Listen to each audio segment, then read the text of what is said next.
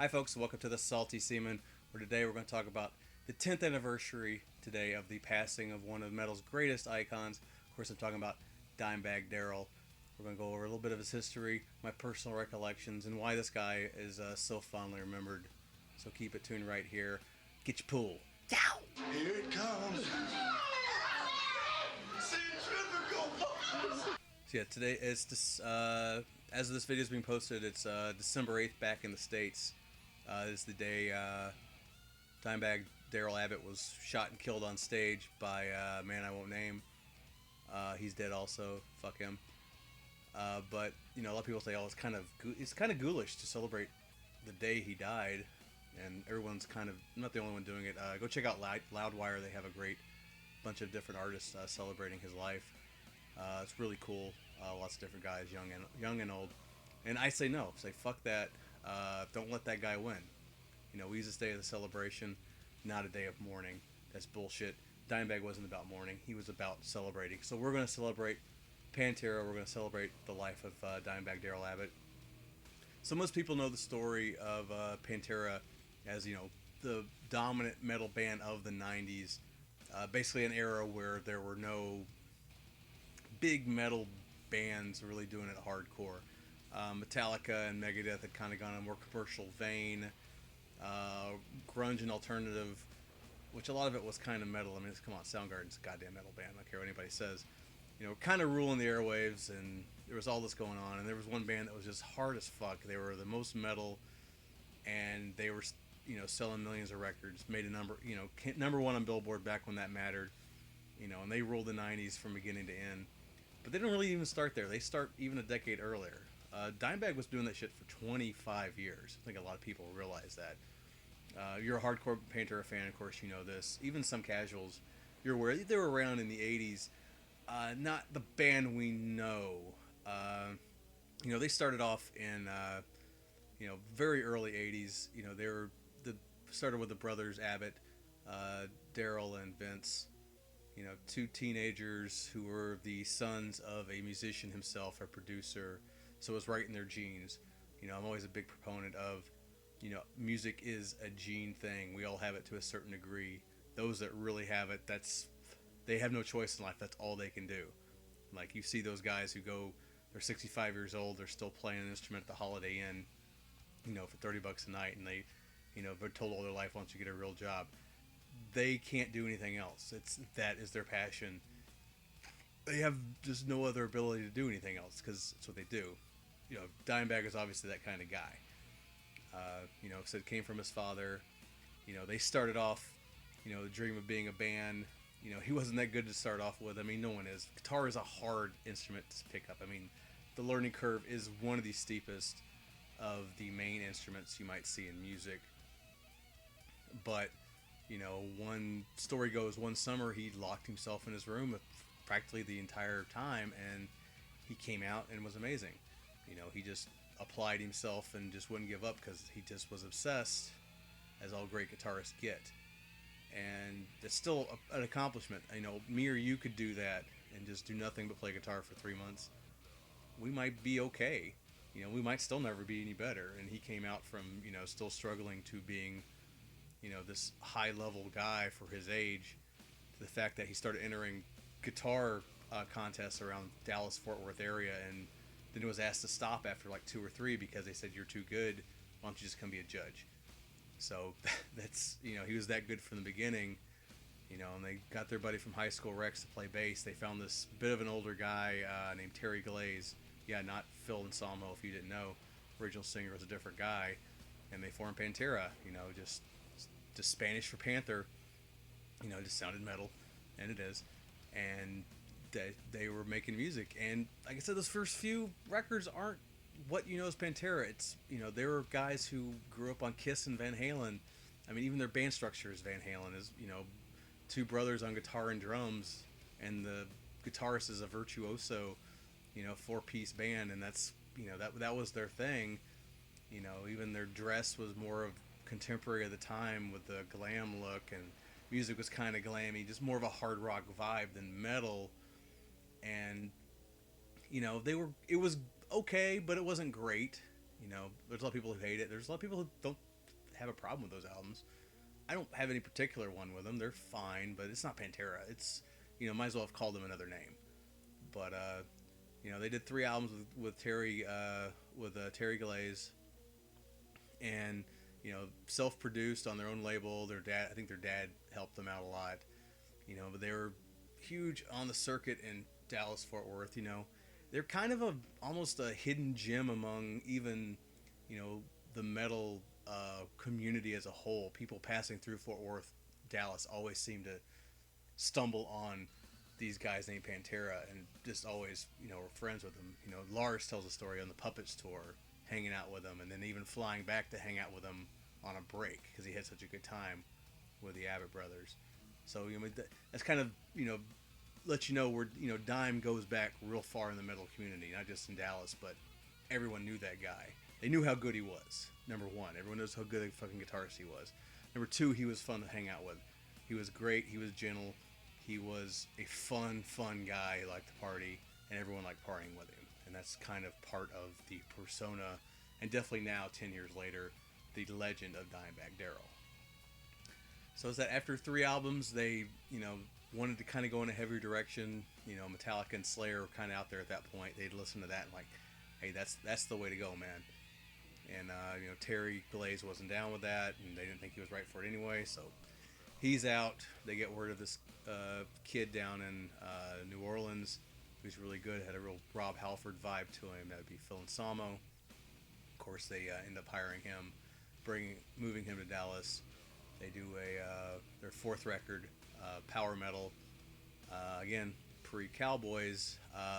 Better than the previous 3, but still kind of comes off more as a Judas Priest tribute band than what Pantera would be. It's still a pretty good record, actually. Of the 4, it's the one I would recommend anyone checking out. I think there's some pretty good stuff on there. A couple of real stinkers, don't get me wrong. Some really stupid songs on there, but there's a couple of really good ones too. And if you just love Dime's guitar work, obviously check out any of them because he's great on all of them. But this is kind of this is their new start. They got the new album out, and then they started working right away on the next demos for the next one, and they knew, they got that feeling right away, like this was something special. They knew they were onto something, the next big thing. These guys have been sending demos to record companies for close to a decade at this point. Just nothing. Nobody wanted anything to do with this band. They were really downtrodden. They knew this album was going to be something they really needed to get a record deal. And, fates came down on them. A record exec from Atco got stuck in overnight. I think his plane got canceled, or there was a snowstorm somewhere in Dallas Fort Worth, and he went and checked out the local scene, and he just saw this band. I think they were playing a birthday party, and was just blown away. And that's one of the things about Pantera too. You can't, the records are great, but you can't experience them until you've seen them live. And that's what he was blown away by. What a great, tight live band this was. He knew, like, holy crap, why aren't these guys signed yet? And he found out, like, his record company had already rejected them a couple of times. So he went back home. He went back to the label, and he, was pushing to get these guys signed. He said, look, I've seen these guys live. These guys need to be signed. And sure, lo and behold, they got signed. And in 1989, we got the first official by their own timeline. They don't count the first 4. I don't blame them. Cowboys from Hell, their major label debut, what most people think of as the first Pantera record, and it is really great. It is the change from power metal is something. That was my first record from them. I was just getting into metal, early 90s ish, somewhere in there. I think Vulgar was already out, but I just kept hearing about, as I'm exploring different bands, about this band called Pantera. Like, these guys are something else, man. You gotta check them out. I think Walmart had the cassette on sale for like $6-7. I had the money. I picked it up. I loved it. Of course, we all know the iconic songs from there, Cowboys, Cemetery Gates. But there's a lot of great underrated stuff on that album, especially if you're a fan of Dime's work. The Sleep, The Art of Shredding, Clash with Reality. I mean, my podcast is named after that song. I mean, that's how much I love that song, and I love that album. I think it's severely besides the two big ones off there, I think a lot of that album's severely underrated, especially for its time.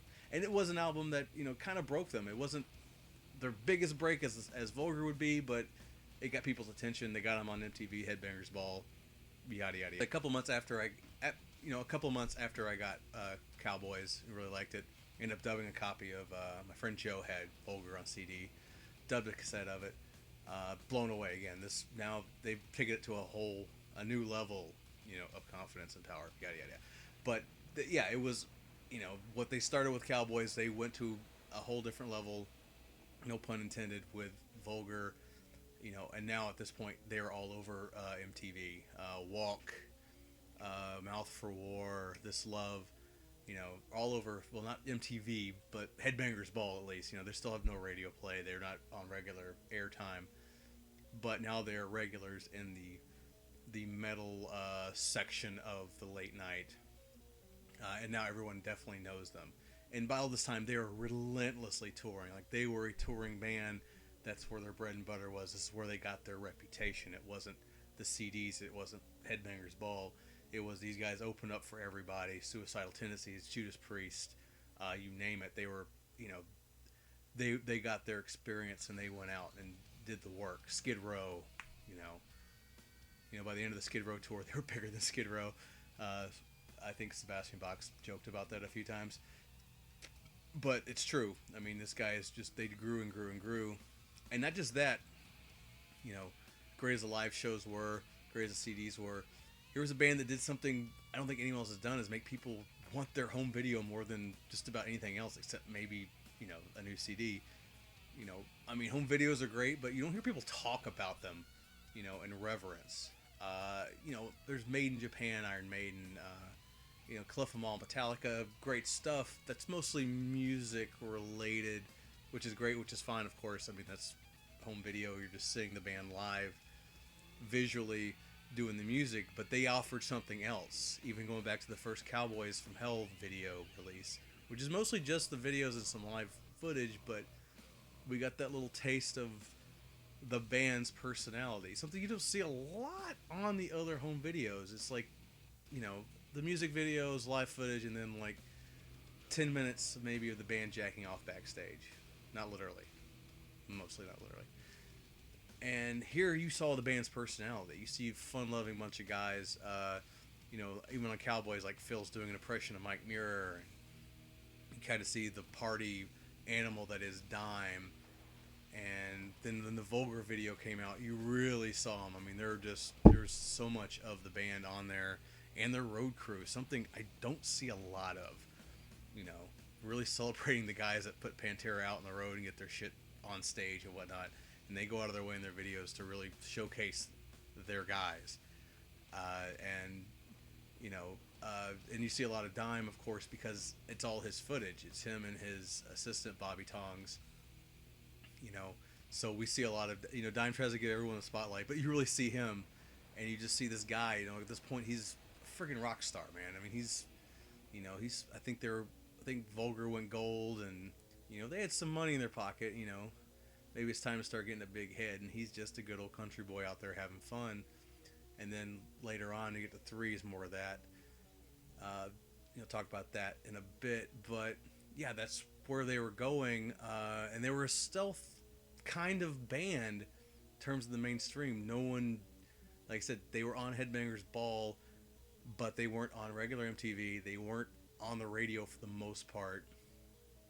And so, you know, it's like, this is the age of Nirvana and Soundgarden and all these guys, and that's what, you know, metal was dead, and, you know, the billionth time someone called that, you know, because the hair bands that got killed off by, you know, by grunge, and, you know, like I said, Metallica and Megadeth had kind of gone more commercial, and everyone else kind of disappeared. So, you kind of see where that came from, and then,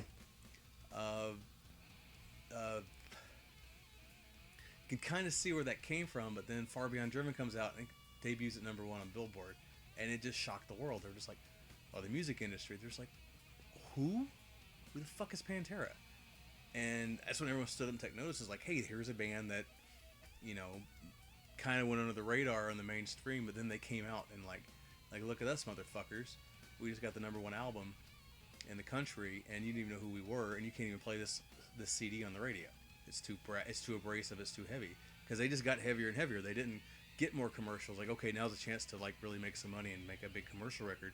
They made an even harder and more abrasive record than Vulgar was, as Far Beyond Driven. Not everyone's favorite, but I think it's a really great album. I mean, I think all their albums are great. You know, I again dubbed this off my friend Joe. I actually listened to it fully on the way up to see them in concert. The one and only time I got to see them in Memphis in summer '94. I knew I'm Broken and 5 Minutes Alone from Headbangers Ball, but I didn't know that. You know, I ended up listening to the rest of the record on the way up. You know, I was kind of blown away, just how heavy this was. You know, I just really wasn't expecting, like, you know, wow, they really went out and just, you know, made the most abrasive record they could. And, you know, so many great stuff on there. You know, Strength Beyond Strength and 25 Years and Using My Third Arm. And then it kind of just, like, you know, throws you for a loop. The last song is a cover of Black Sabbath's Planet Caravan, which is just, you know, really slow and kind of trippy after just this relentless pounding for 40-something minutes. And then I got to see, you know, the great Pantera live for the first time and my only time, and, you know, my first concert actually. Prong opened for them. Sepultura was supposed to be on the card too, or the bill too. They got, I think Max blew his knee out, was out for surgery or something at the time. You know, but no biggie. Prong was great, but yeah, man, wow. You know, got to see, you know, Dime and crew out there doing their thing.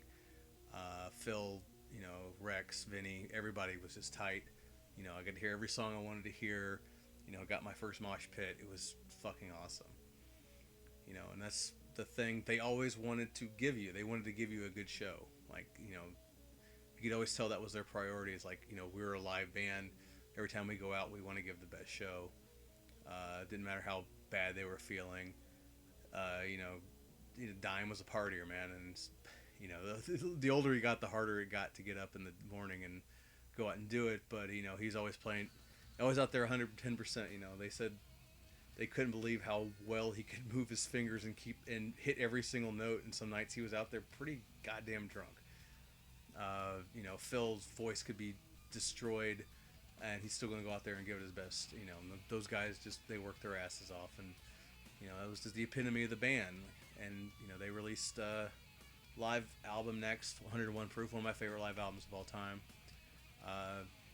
You know, the third video, which is absolutely the best home video of any band ever will put out. Just 3 hours of them just fucking around. The music videos are on their live stuff too, but it's just, you know, it's a party video. It's Jackass before there was Jackass, and it's so fucking funny.